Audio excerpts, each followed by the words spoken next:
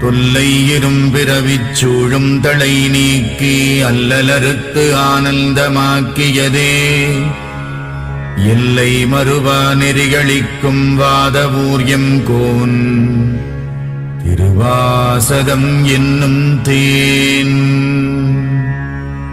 நமச்சிவாய வாழ்க, நாதந்தாள் வாழ்க, இமைப்பொழுதும் என் நெஞ்சில் நீங்காதான் தாழ்வாழ்க.